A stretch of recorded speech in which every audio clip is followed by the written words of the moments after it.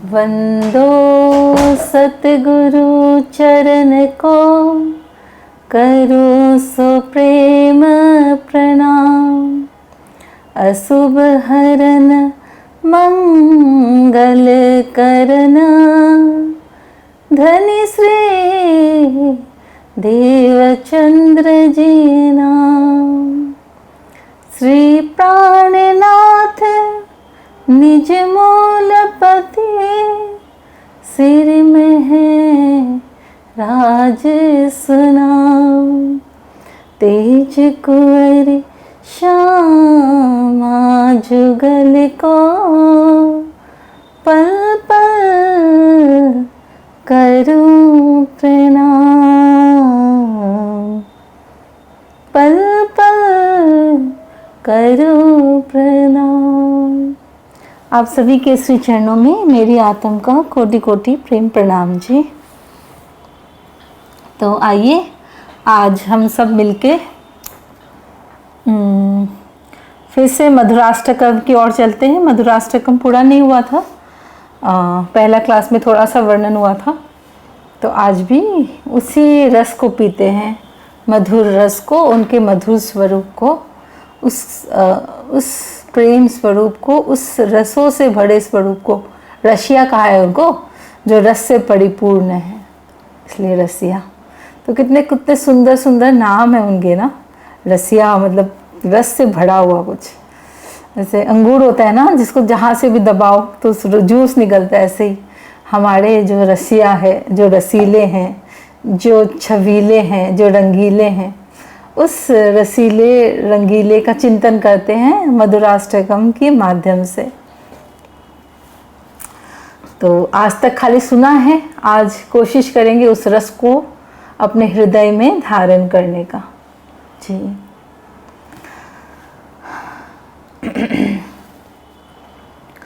अधरम मधुरम वदनम मधुरम नयनम मधुरम। एक एक अंग जो मैं कहती हूँ ना, बार बार आपका जो ध्यान है ना उस अंग पे जाना चाहिए, ठीक है, उनके स्वरूप का। देखो उस मनमोहक स्वरूप जो आपके सामने खड़ा है, अपने नेत्रों को बंद करें और उसको अनुभव करने का कोशिश करें।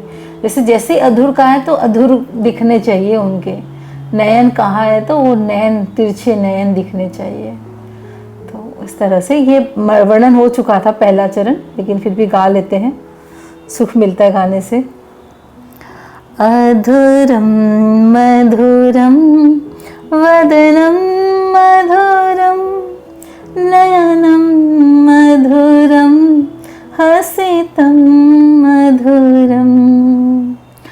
अधरम मधुरम वदनम मधुरम नयनम मधुरम हसितम मधुरम।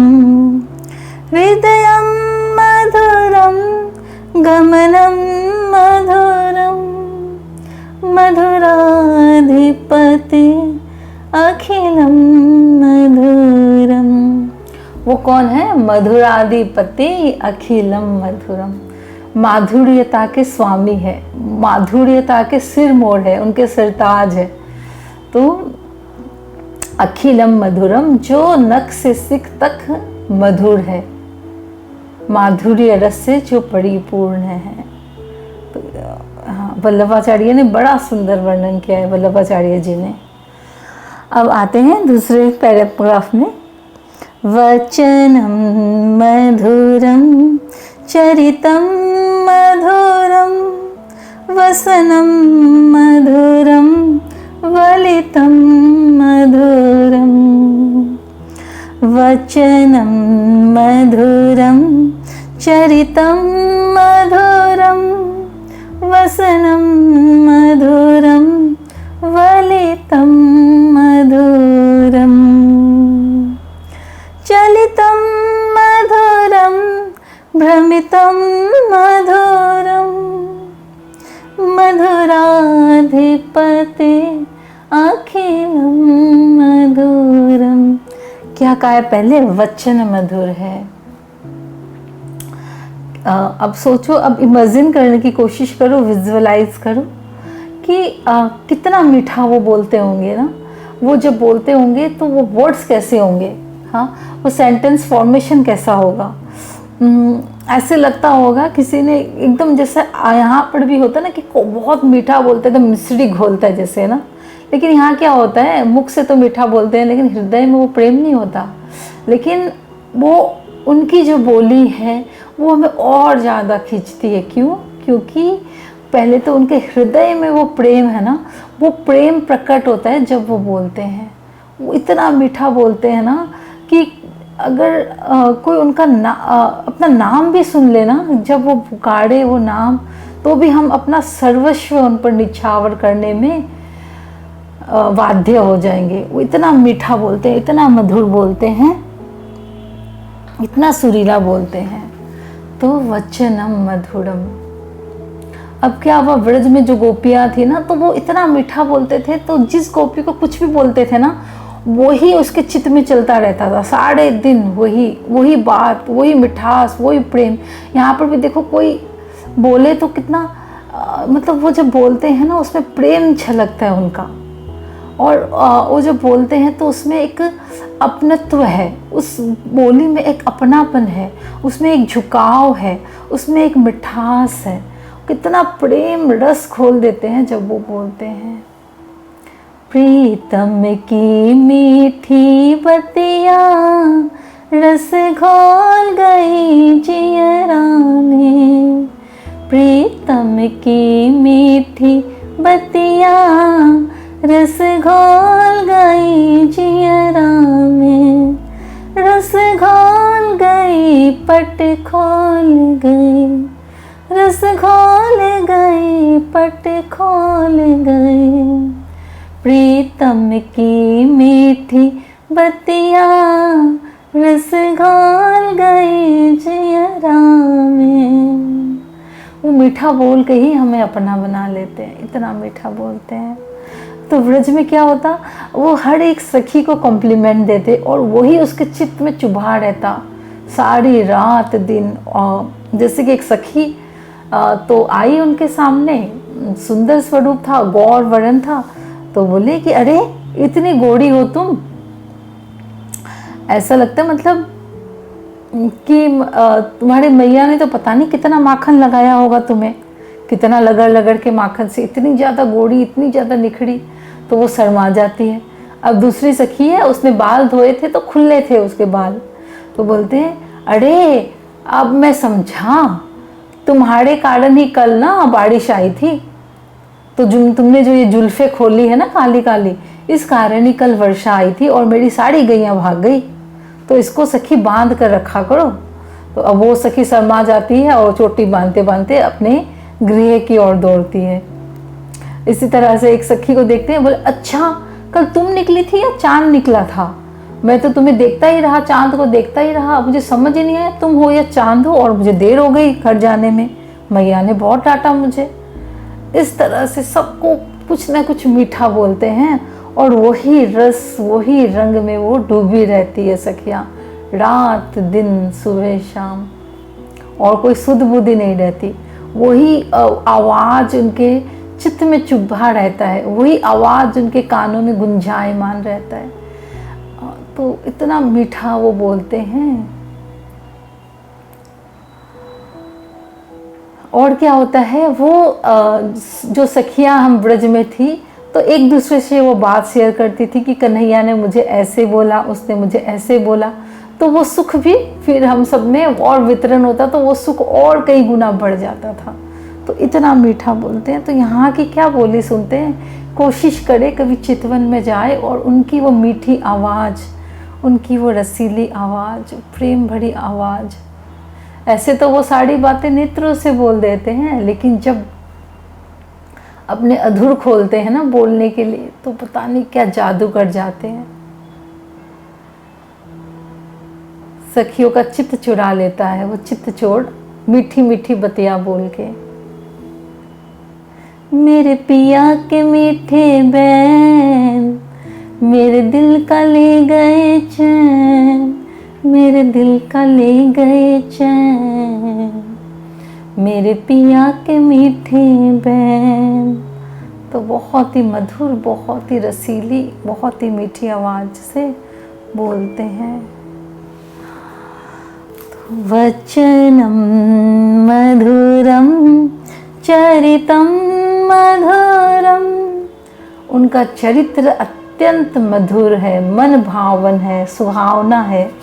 कैसा चरित्र है देखो कि नृत्य भी किया तो किसके ऊपर किया, कालिया नाग जो सहस्त्र फन वाला था, तो नृत्य भी किया और उठाया भी तो किसको, अपने वाम हस्त की कनिष्ठिका में गोवर्धन पर्वत को उठाया।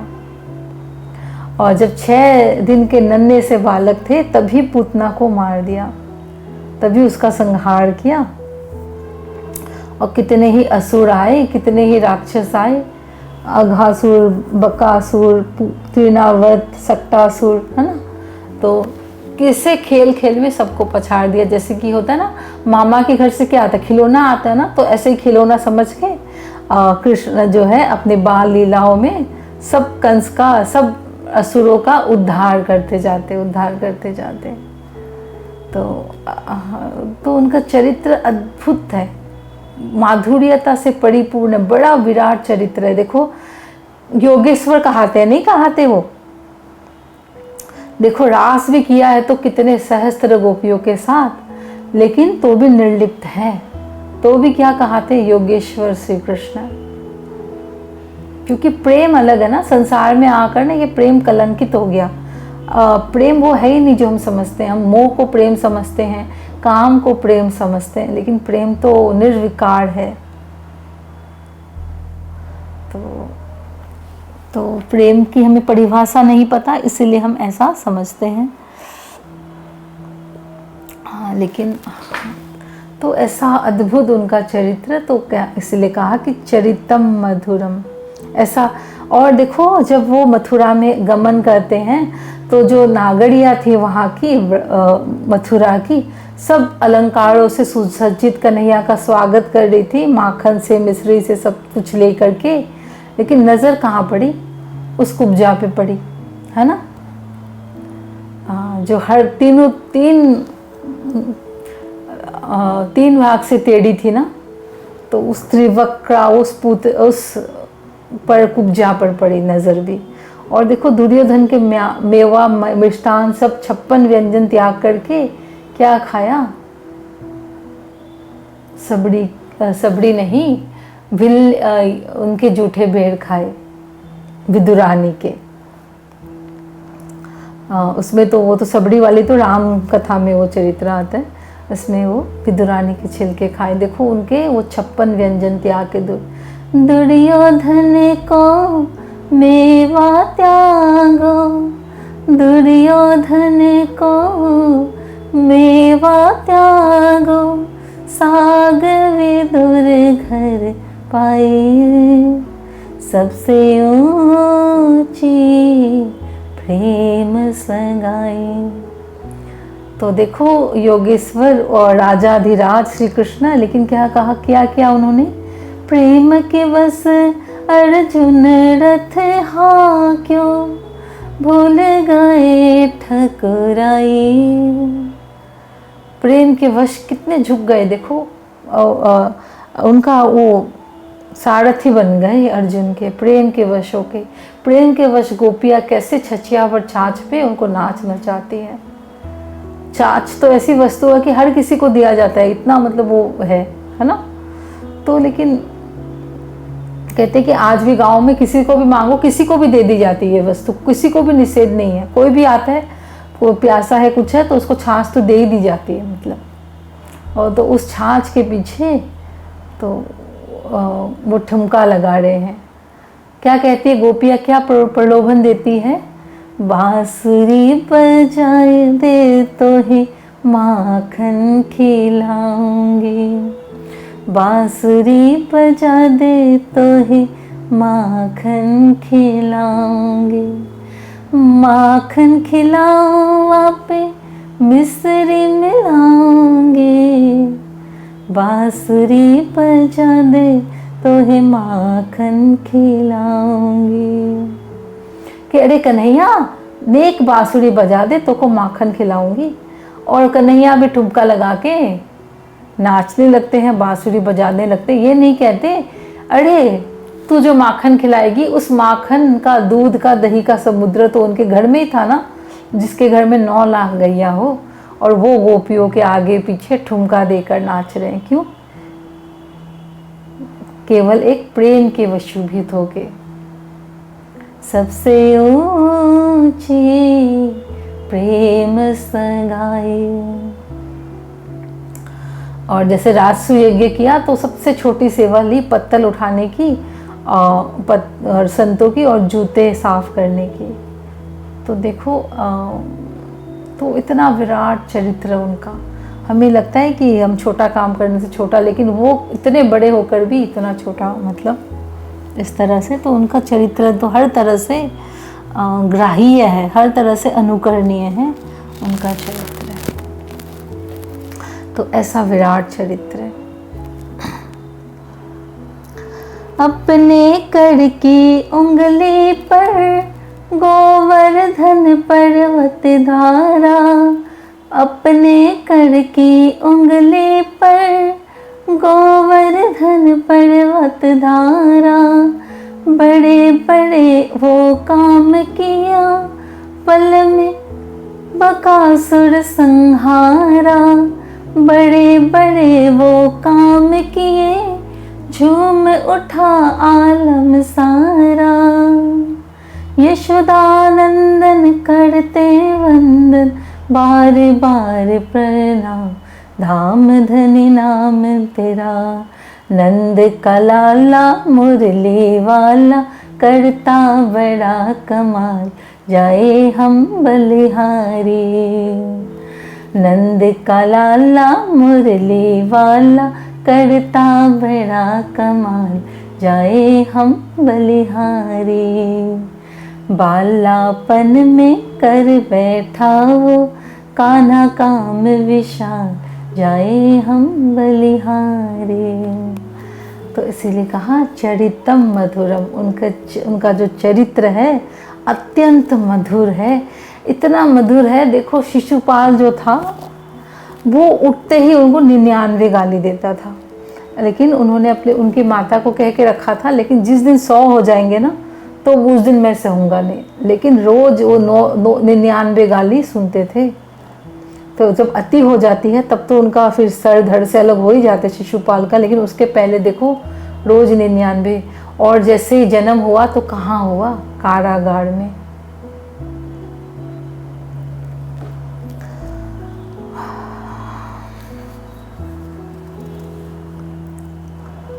और जब थे गोकुल में तब भी पल पल वो कंस का भय था, और मैया हमेशा छुपा के वो करके रखना चाहती थी अपने कन्हैया को। वचनम मधुरम चरितम मधुरम, वसनम मधुरम वलितम मधुरम।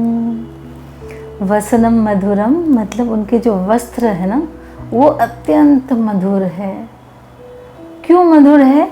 क्योंकि किसने धारण किया है? जो सौंदर्यता की पराकाष्ठा है ना, उसने धारण किया है। मतलब ऐसा उनका स्वरूप, ऐसा उनका रूप, ऐसा उनका वो निखरा हुआ स्वरूप। तो जब उन्होंने धारण किया तो वो वस्त्र का सौभाग्य है कि उनके श्री अंगों में उन्हें सुसज्जित होने का अवसर मिला है।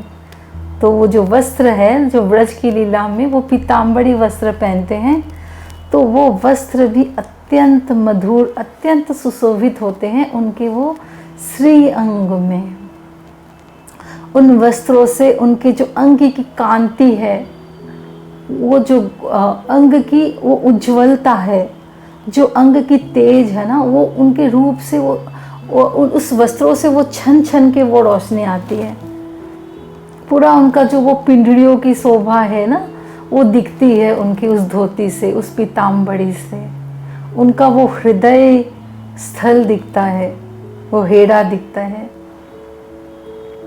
और हमें वो हेड़ा को देख देख कर अत्यंत सुख प्राप्त होता है।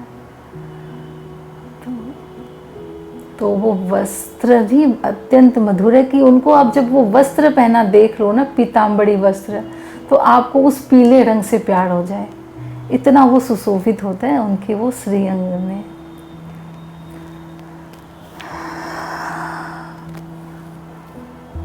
वलितम मधुरम, वलितम मतलब जो उन्होंने पोस्चर धारण किया है ना, जब वो बांसुरी बजाते हैं तो किस तरह से वो टेढ़ा वो पोज धारण करते हैं कि उनके पैर टेढ़े, कमर तिरछे, पैर तिरछे, नेत्र तिरछे, गर्दन तिरछे, बांसुरी भी तिरछी, मुकुट भी तिरछा, सब कुछ जो वो पोस्चर है ना वो भी अत्यंत मधुर लगता है। नहीं तो नॉर्मली क्या होता है, सब सीधा सीधा लगता है ना, भगवान राम एकदम सीधे सीधे, कहीं भी ऐसा सुंदर स्वरूप, इस तिरछापन, ये टेढ़ापन कहीं देखा नहीं।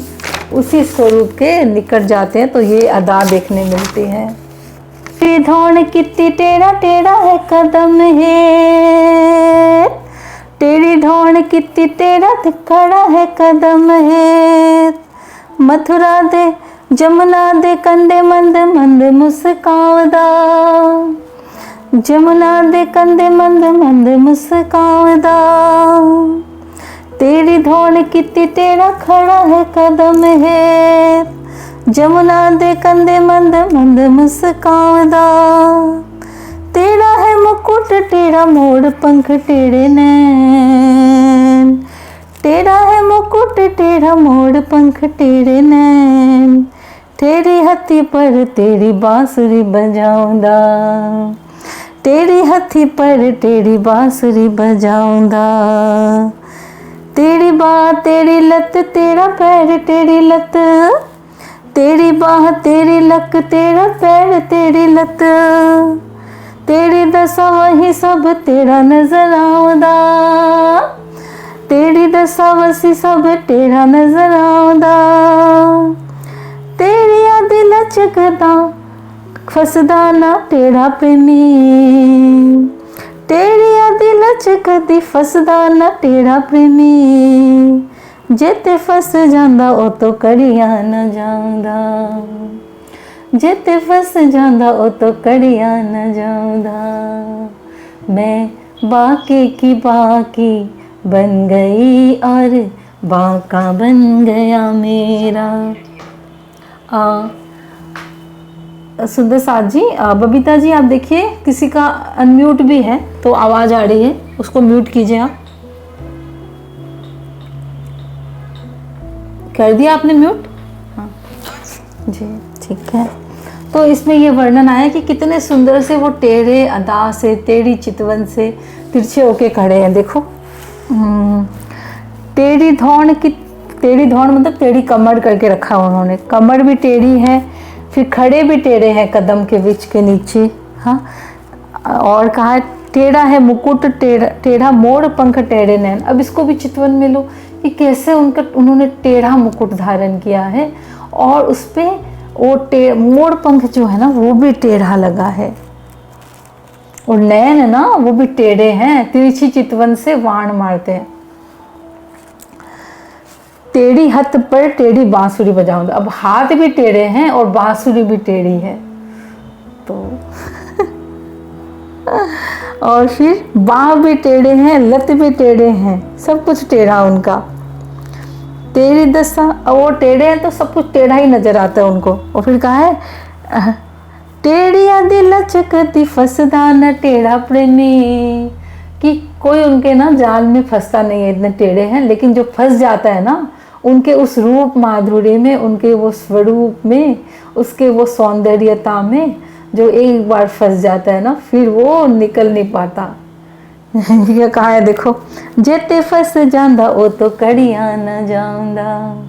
जो फंस जाता है ना फिर वो निकल नहीं पाता, इसलिए वो टेढ़े है ना। जैसे टेढ़ी बोतल होती है, कोई चीज़ पहले तो घुसती नहीं है ना, और जब वो वस्तु वो घुस जाती है उस टेढ़ी में, उस टेढ़ी बोतल में जो तीन तरह से टेढ़ी है, तो फिर कहाँ निकल पाते हैं। इसी तरह से जल्दी से कोई फंसता नहीं है इस टेढ़े कन्हैया के चाल में, इनके स्वरूप में, लेकिन जो फंस जाता है फिर वो निकल नहीं पाता।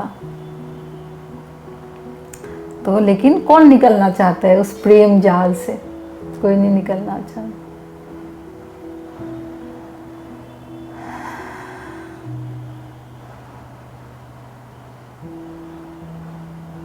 खुसरो दरिया प्रेम का, उल्टी वाकी धार, जो बड़ा सो डूब गया और जो डूबा वो पार।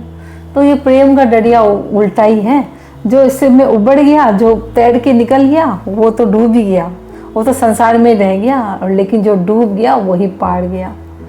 तो यहाँ उल्टा रीत चलती है, प्रेम की उल्टी रीत होती है।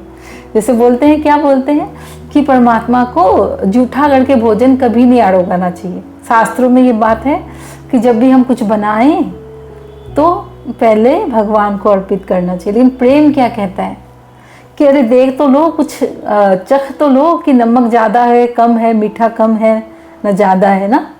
लेकिन प्रेम का मार्ग है, ये प्रेमियों का मार्ग है। इसमें चख कर के भोग लगाए जाते हैं कि अच्छा परफेक्ट है कि नहीं। जैसे होता है ना, कोई मेहमान आने वाला हो, कोई विशेष व्यक्ति हमारे घर में आने वाला हो, तो क्या करते हैं हम, टेस्ट करते हैं ना एक बार में। तो वो ऐसा लगता है ना कि अरे नहीं सामान अच्छा नहीं बनेगा तो कैसे चलेगा काम। तो टेस्ट करते हैं परफेक्ट है क्या नहीं सब कुछ, तब जा कर के सर्व करते हैं ना। तो इसी तरह से ये प्रेमियों का मार्ग है, ये प्रेम का मार्ग है। तो इसमें भी इसकी उल्टी रीत है।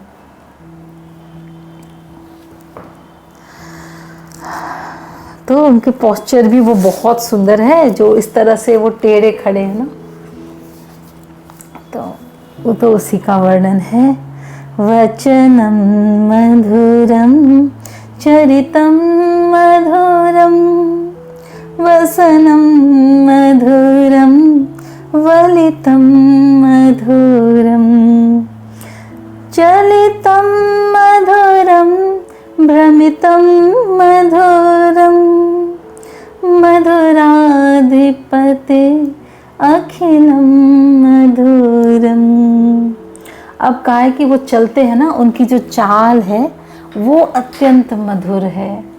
इसका ना बहुत सुंदर वर्णन है भागवत में, वेणु गीत में, कि जो संध्या समय जब वो आते हैं ना गैया चरा करके, तो जब वो व्रज की सीमा में प्रवेश करते हैं तो कैसा उनका वो जो रूप माधुरी है, वो कैसी है उनकी जो छवि है, इसका बड़ा सुंदर वर्णन है।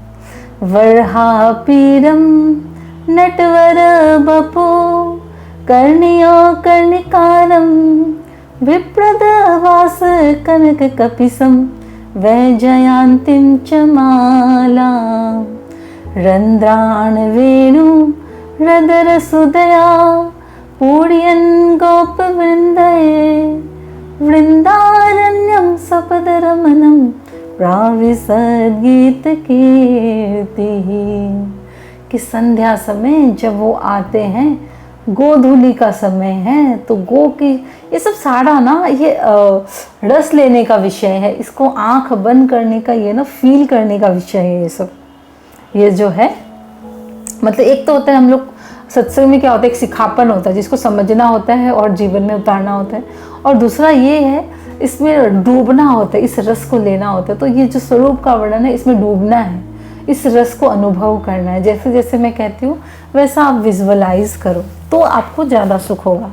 श्रवण से ज़्यादा जो साथ साथ में उसको आप अनुभव लोगे ना तो और अच्छा लगेगा।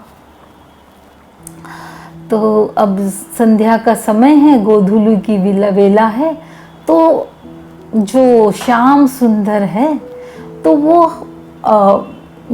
मतलब गौओं से पूरे घिरे हुए हैं, आगे पीछे सर्वत्र उसकी गैया है, और क्या है उनके जो सखागण हैं, उनके मित्रगण हैं उनके साथ में। और कैसी उनकी रूप माधुरी हो रही है, कैसी वो छटा है। आवत बने कान गोप बालकन संग, आवत बने कान गोप बालकन संग, नीचुकी खुर रेणु छुड़ित अलकावली। कैसा स्वरूप है कि उनका जो अंग है ना वो धूल दूसरित है। वो जो मैया ने जो कौंधनी बांधी थी कमर पे, कटी पे सुंदर, वो कुछ ढीली हो गई है, वो जो रूप मुद्रा है कुछ अलसाई हुई सी है। अब वो कुछ नुपुर भी, उनकी जो पैजनियाँ हैं वो भी कुछ ढीले हो गए हैं, और जो श्री अंग पे जो पीताम्बरी है ना वो भी कुछ अस्त व्यस्त हो गई है, धूल धूसरित सा हो गया है। और मैया ने जो सुबह बहुत सुंदर से जो चोटी का श्रृंगार किया था, जो केसों को उनका बांधा था ना, वो भी ढीले पड़ गए हैं।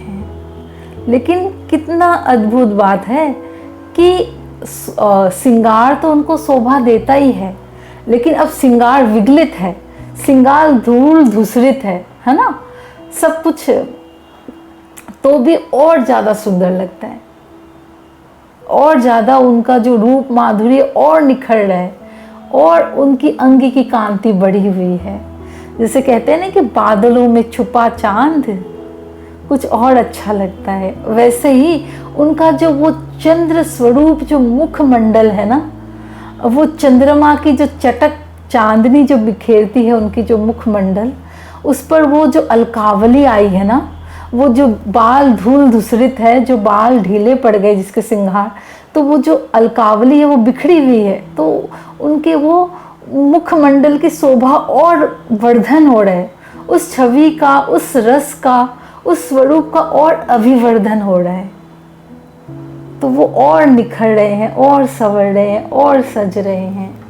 अब मैया ने कहा था कि अरे, मैया वो पहना रही थी उनको ना, माला धारण करा रही थी, रत्नों की माला, लेकिन आज तो उनको और कुछ श्रृंगार धारण करना था। आज तो उनको अपने सखाओं का, सुहृदों का जो वनमाल है, जो पुष्पमाल है, अलग अलग वन धातु का जो श्रृंगार है ना, वो करना था। तो कहने लग गए, मैया खेलत डोलत गैया चरावत, मैं कहीं खो ना दूं इन रत्नों जड़ित मालाओं को। तो वो नहीं पहन के जाते, और संध्या समय वो जो वनमाल है, जो सखाओं ने बनाया है, जो बड़े प्रेम से उन्होंने गूंथा है एक एक फूल उस पे, तो उसको धारण किए हुए हैं। तेरी चाल गजब मत वाले, शोभा वर्णी ना जाए, तेरी मंद मंद मुस्कनिया पे बलिहार प्यारे जो, बलिहार प्यारे जो। तेरी चाल बड़ी मत वाले, लगती है प्यारे प्यारे, तेरी चाल गजब मत वाले, लगती है प्यारे प्यारे, तेरी मोर मुकुट लटकनिया पे, तेरी पायल की पैंजनिया पे, बलिहार प्यारे जो, बलिहार प्यारे जो। तो जब वो आते हैं, जिस अदा से आते हैं और जो उनका स्वरूप है, तो और सुंदर लगते हैं आते हुए। अब कुछ सखियां जो थी, वो कुछ लुकी छुपी गोपियां थी, जो सीधे सीधे कन्हैया का दर्शन नहीं कर सकती थी। बड़े बूढ़े लोगों का लाज था, शर्म था, कुछ भय था।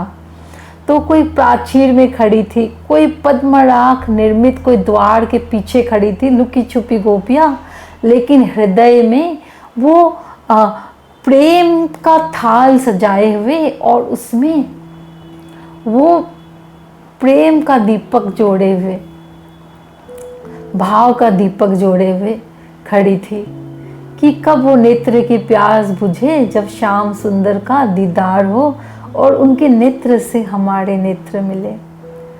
अब जब आते हैं तो सबका भाव स्वीकार करते हैं। जो सखियां जो सीधी सीधी उनको देखती है, जो अटारियों में खड़ी है, जो अपने कक्ष, अपने जो गृह के सामने दरवाजे पे खड़ी है, द्वार पे खड़ी है, तो वो तो कन्हैया को देखकर सुख पाती है। और जो लुकी छुपी गोपी है, जो सीधे सीधे नहीं आते, तो कन्हैया उसे तिरछी चितवन का वो रसपान कराते हैं, तो उनको वो तिरछी चितवन से देखते हैं। अब मैया सोचती है कन्हैया तो अलसायो आयो होगे, थको आयो होगो, भूखो आयो होगो, तो वाको बैठ के सखान के संग कलेवा कराऊंगी। लेकिन अरे, वो भूखे थोड़ी आए, उनकी शोभा में तो और अभिवर्धन हो रहा था, क्योंकि पता नहीं कितने ही गोपियों के हृदय में थाल में सजा, हृदय के थाल में सजा वो प्रेम का जो भोग है ना, उसको आड़ोगा कृष्ण ने।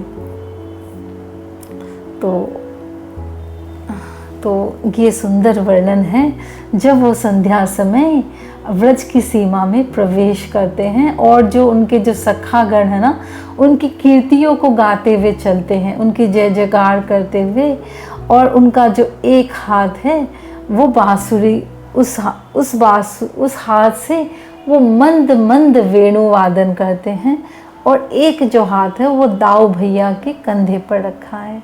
ऐसे करके वो व्रज की सीमा में संध्या के समय प्रवेश करते हैं। तो बहुत सुंदर ये वर्णन वेद व्यास जी ने किया भागवत में।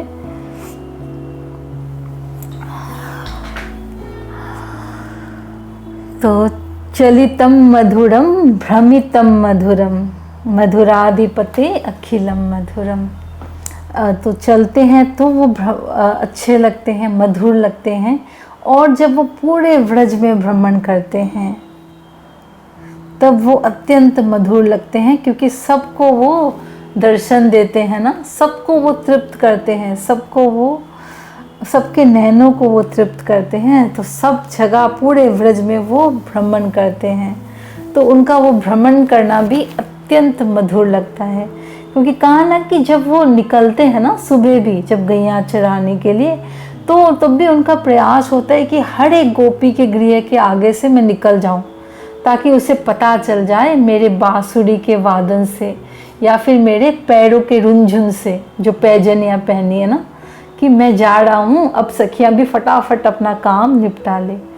तो इसी तरह से फिर जब वो गौचारण करा करके आते होते हैं, तब भी पूरे व्रज में पूरा भ्रमण करते हैं, हर एक गोपी के घर के आगे से निकलते हैं और उन्हें अपने स्वरूप का प्रसाद देते हैं।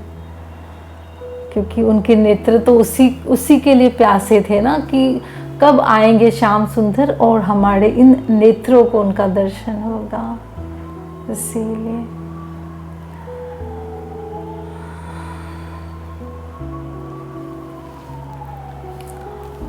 मधुराधि, तो वो माधुर्यता के स्वामी हैं, और नख से सिक तक मधुर माधुर्यता से भरपूर है, प्रेम से भरपूर है।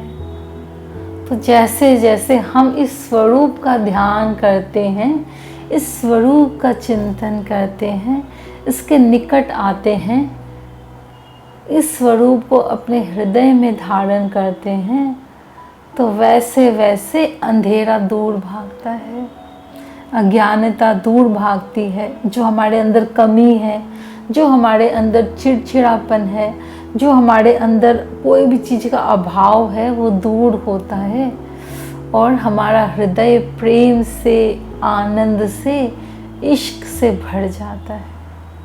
और कोई दूसरा मार्ग नहीं है अपने विकारों को दूर भगाने का। यही एक सरल सहज उपाय है सुख को प्राप्त करने का, अपने निज आनंद में डूबने का, कि उस स्वरूप को अपने हृदय में बसा ले। दिल में तुझे बसा के बिठा के, कर लूंगी मैं बंद आँखें, पूजा करूंगी तेरी, होके रहूंगी तेरी। दिल में तुझे बिठा के, कर लूंगी मैं बंद आँखें, पूजा करूंगी तेरी, होके रहूंगी तेरी। जैसे ही हम नेत्र बंद करें, हमें अंधेरा नजर नहीं आए, वैसे हमें चिंता दुख परेशानी ना घेरे, बल्कि वो मीठा स्वरूप, वो रसीला स्वरूप बार बार हमारे हृदय पट में, बार बार हमारे चिंतन में, आए, बार बार हमारे आगे वो स्वरूप आए। मधुराधिपते अखिलम मधुरम वेणुर्मधुर रेणुर्मधुर पानिर्मधुरो पादो मधुरो नित्यं मधुरं सख्यं मधुरं मधुराधिपते अखिलं मधुरम। क्या कहा? वेणुर्मधुरो, कि जब वो वेणु वादन करते हैं ना, वो अत्यंत मधुर लगता है। जब वो अपने मीठे अधुर पे, अपने रसीले अधुर पे जब वो वेणु पकड़ते हैं और उस पे स्वर फूंकते हैं ना, तो पूरा जो व्रज है ना उनका दीवाना हो जाता है, गेहलू हो जाता है। जितने भी जो पशु पक्षी है, जो आसमान में पक्षियां हैं, जो आसमान में उड़ रहे हैं, तो वो जा कर के वृक्षों की डालियों में बैठ जाते हैं। जितने भी जो पशु हैं, जो गैया हैं, वो सब कुछ भूल करके बस वो स्तब्ध हो जाती है, मौन उस कन्हैया की बांसुरी को सुनने लगती है। जो जमुना जी है, वो उनकी लहरें जो है वो एक बार रुक जाती है, वो भी बहना भूल जाती है। तो एक बार ऐसा लगता है कि सब कुछ थम सा गया जब वो बांसुरी बजाते हैं। तो इतना मधुर वो बांसुरी बजाते हैं कि उस बांसुरी के माध्यम से वो सबके चित्त का हरण कर देते हैं।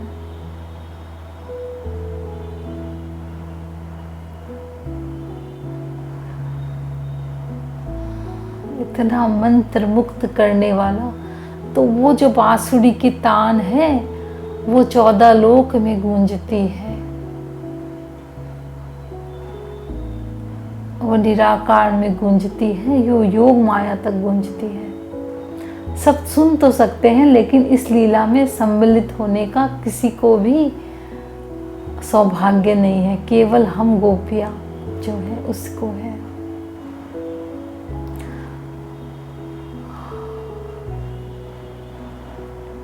इतनी मधुर तान, इस तरह से वो बांसुरी बजाते हैं।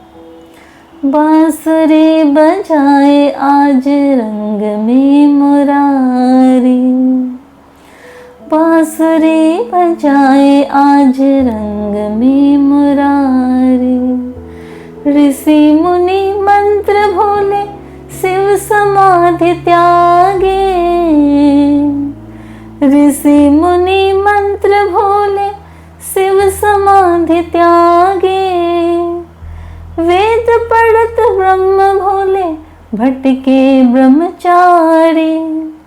बांसुरी बजाए आज रंग में मुरारी, बांसुरी बजाए आज रंग में मुरारी। तो ये बांसुरी का भी अत्यंत सौभाग्य है।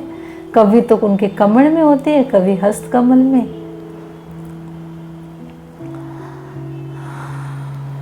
तो इस तरह से वो बांसुरी का वादन करते हैं। वेणुर्मधुरो रेणुर्मधुरो। जब गोपियाँ आती है कन्हैया के दर्शन करने के लिए, तो वो क्या करती है, जैसे ही वो आती है, उन गलियों से गुजरती है, व्रज की वीथियों से गुजरती है ना, तो वहाँ पर जो फूल लगे होते हैं वृक्षों में, उन सबको तोड़ तोड़ कर ले आती है और उनके श्री चरणों में वो अर्पित करती है फूल। रेणुर्मधुरो। अब क्या होता है, दिन तो पूरा बीत जाता है ऐसे ही उनके साथ हंसते खेलते राममत करते, है ना, लेकिन रात में बिताना बहुत मुश्किल होता है। तो क्या करती है सखिया, उनके जो चरणों के निकट जो रेणु है ना, उनके चरणों की जो धूल है ना, उसी को अपने जो वस्त्र है, अपने जो दामन है ना, उसमें ले आती है, उन्हीं रेणु को, उनकी वो पगों की धूल को, चरण रेणु को। और क्या करती है, रात्रि को जब भी उन्हें याद आती है तो उसी रेणु को अपने मस्तक पे लगाती है, हृदय पे लगाती है। तो उन्हें ना उनसे वो खुशबू आती है उनके चरणों की, तो उनको लगता है कि प्रियतम नज़दीकी है, मेरे आस पास ही है। तो उन्हें थोड़ा सा कुछ एक ढाढ़स बनता है, थोड़ा उन्हें एक आराम मिलता है उस चरण रेणु से। तो ये चरण रेणु भी जो है, उनकी जो चरण रज है, तो वो भी अत्यंत मधुर है। उसकी भी सौभाग्य है कि उस रज को उनकी चरण में लिपटने का, उस चरण को छूने का मौका मिला। वो रज भी धन्य धन्य है। तो इसीलिए कहा कि रेणुर मधुरो, पादो मधुरो। उनके जो चरण कमल है वो अत्यंत मधुर है, और वो भक्तों के तो प्राण स्वरूप है। उन चरणों से ही तो कितने संतप्त प्राणी जो है वो शीतलता पाते हैं, उनके उस श्री चरणों का ध्यान करके, उन श्री चरणों के ऊपर अपने मस्तक को रख के। तो वो चरण भी अत्यंत मधुर है। जब जब हम उन चरणों को अपने ध्यान में लेते हैं, तब हमारा मन भी माधुर्यता से भर जाता है, हमारा जीवन भी माधुर्यता से भर जाता है। तो ये उनके जो चरण कमल जो है वो भी अत्यंत मधुर है। चरण कमल तेरे धोए धोए पीवा मेरे, प्रियतम प्राण आधारा हो।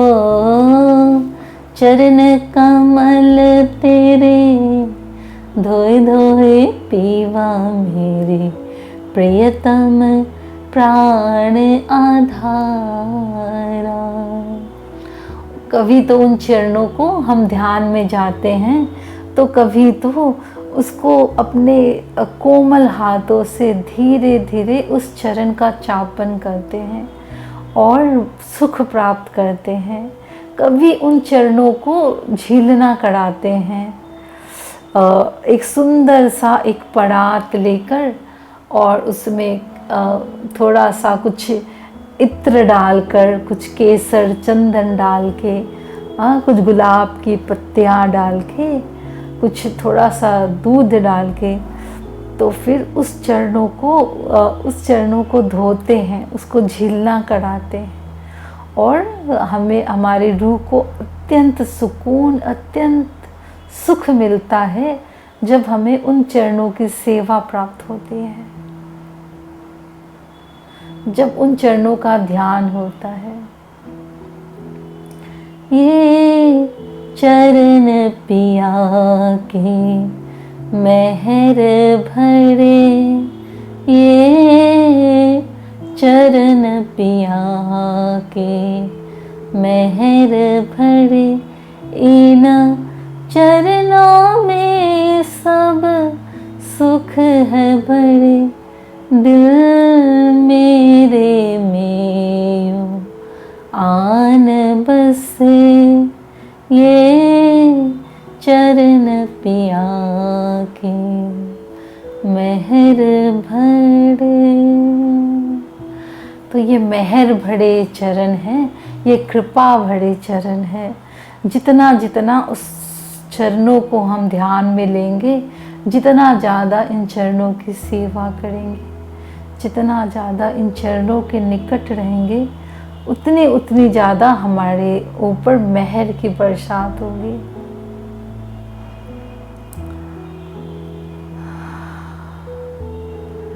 महामती जी कहती है, चरण में चित्त पूरा दीजो, जब लग जहां लोग घट में प्राण। महामती कहे समधी सांभलो, महाड़ा शब्दातीत सुजान, चरण में चित्त पूरा दीजो, जहाँ लो घट में प्राण। कि क्या कहा है, जब तक प्राण है ना इस शरीर में, तब के तक क्या करना है, इस चरणों से ही अपने चित्त को जोड़ना है, यही एक कार्य करना है। और चरणों का ध्यान बड़ा सहज होता है। उनके वो कोमल चरण, उनके वो मुलायम रसीले चरण, सुंदर चरण, और उनकी जो वो अंगूठे और उतरती हुई उंगलियां पतली पतली, और उनके जो उनके चरणों में आया हुआ एक एक नख, एक एक नाखून, और उससे कितना ही नूर प्रकाश निकलता है उन नाखूनों से। ऐसे लगता है कि अंबर पे ना रोशनी की नहरें चलने लगी है उन नाखूनों से। इतना ज़्यादा किरण, इतना ज़्यादा प्रकाश निकलता है। और किस तरह से इन कोमल चरणों में आभूषण आए हैं, पैजनियाँ आई है, सुंदर सुंदर झांझड़ी आई है।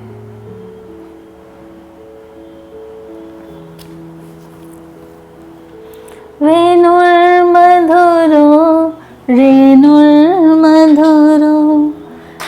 पाणिर्मधुरो पादो मधुरो, नित्यं मधुरं सख्यं मधुरं, मधुराधिपते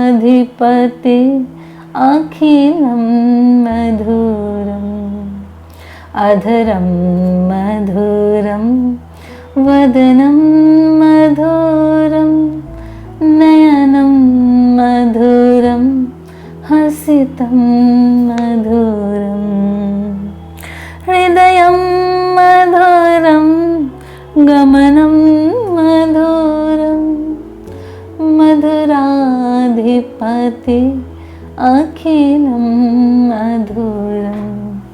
जब क्या होता है, हमें अच्छे से किसी चीज़ का मीनिंग पता होता है तो उसको ना सुनने में और ज़्यादा रस आता है, और ज़्यादा वो रस का अभिवर्धन हो जाता है।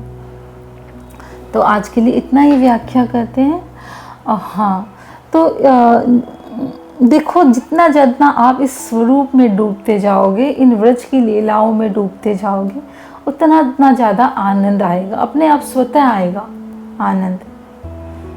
तो जैसे पहले मैं लेती थी क्लास, लेकिन वो सब बहुत मज़ेदार ही नहीं है, लेकिन इसमें ना एक अलग ही रस है, उनके स्वरूप में डूबना, उनकी लीलाओं में डूबना। हाँ, इसमें एक अलग ही आनंद है। और सारा परेशानियों का देखो एक ही हल है ये, कि आप उसमें डूब जाएं, और दूसरा कोई हल है नहीं। क्योंकि जितने भी संतों की जीवनियाँ मैंने सुनी है, पढ़ी है, तो उससे यही बात समझ आती है कि वो उस रंग में रंग गए बस। फिर उनको कुछ संसार का कोई रंग ही नहीं चढ़ा, संसार का कोई मैल ही नहीं चढ़ा, कोई संसार का उनके भाव ही कोई स्पर्श नहीं किया उनको। देखन को तन सागर माही, वो रहत भव सागर पार। कि वो देखने भर को तो यहाँ रहती है, और वो भव सागर पार उस स्वरूप के रस में डूब जाती है, उस प्रेम में डूबती है, उनकी लीलाओं में डूबती है, उनके संग विचरण करती है, उनके संग रस रंग करती है। तो यही प्रयास करो इस जीवन में कि कैसे हमारी सुरता वहाँ लग जाए, यहाँ से हटकर। प्रणाम जी।